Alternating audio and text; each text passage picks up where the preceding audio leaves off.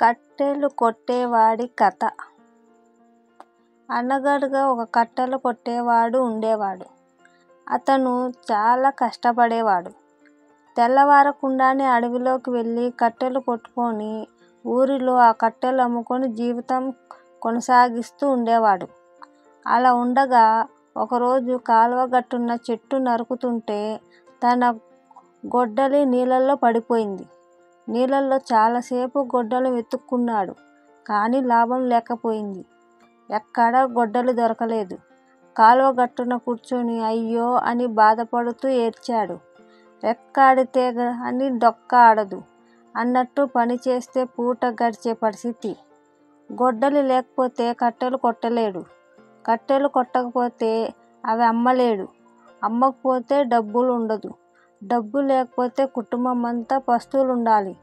ఇవన్నీ తలుచుకొని కళ్ళు మూసుకొని గట్టిగా వనదేవతని ప్రార్థించాడు.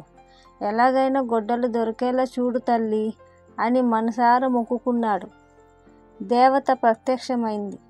విషయం తెలుసుకొని నదిలోకి దిగి ఒక బంగారు గొడ్డలి తీసింది.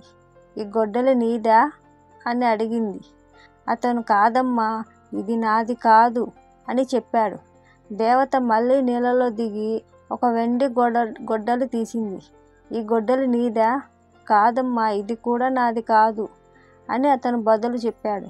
ఈసారి దేవత చాలాసేపు నీళ్ళలో వెతికింది. ఒడ్డున కట్టెలు కొట్టేవాడు చాలా కంగారు పడుతున్నాడు. తొందరగా దొరికితే బాగుండు అని మనుషులు అనుకుంటూ ఉండగా దేవత ఒక మామూలు ఇనుప గొడ్డలి చూపించి ఇది నీదా అని అడిగింది. సంతోషంతో అతని కళ్ళల్లో నీళ్లు తిరిగాయి.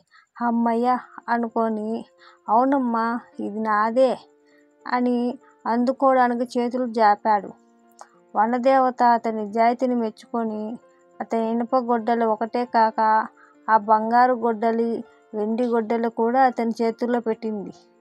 నీ నిజాయితీకి నాకు నచ్చింది. ఇవి కూడా ఈ రోజు నుండి నీవే అని చెప్పింది. కట్టెలు కొట్టేవాడు కళ్ళకి అద్దుకొని 3 గొడ్డళ్ళు తీసుకున్నాడు. ఆ రోజు బజారులో ఒక వ్యాపారస్తుడు వెండి గొడ్డలి, బంగారు గొడ్డలి అమ్మాడు. వచ్చిన సొమ్ముతో కుటుంబ పరిస్థితులు మార్చుకోవాలనుకున్నాడు. అవి కొనుక్కున్న షావుకారు ఇవి నీకు ఎక్కడివి అని ఆశ్చర్యంగా అడిగాడు. కట్టెలు కొట్టేవాడు జరిగిందంతా చెప్పాడు. ఆ షావుకారుకి అత్యాశ కలిగింది.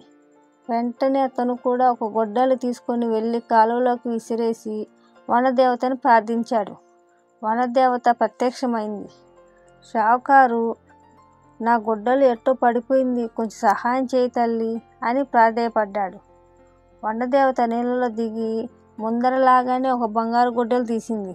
ఇది నీదా అని అడిగింది. ఆ షావుకారు కళ్ళు తిరిగాయి. అంత బహుళమైన గొడ్డలి కళ్ళెదురుగా కనిపిస్తుంటే ఉండబట్టలేక అవునమ్మా ఇది నాదే అని అబద్ధం చెప్పాడు.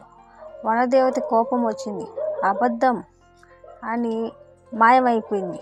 షావుకారుకి కొత్త బంగారు గొడ్డలు దొరకలేదు సరికదా, తెచ్చుకున్న పాతది కూడా కాలువలో ఎక్కడా కనిపించలేదు. అందుకే పెద్దలు ఎప్పుడు నిజం చెప్పమంటారు. నిజం చెప్పే వాళ్ళకి ఎప్పటికో అప్పటికి మంచే జరుగుతుంది. కానీ అబద్ధం ఆడే వాళ్ళకి మటుకు ఏదో ఒకరోజు మొదటికే మోసం వస్తుంది.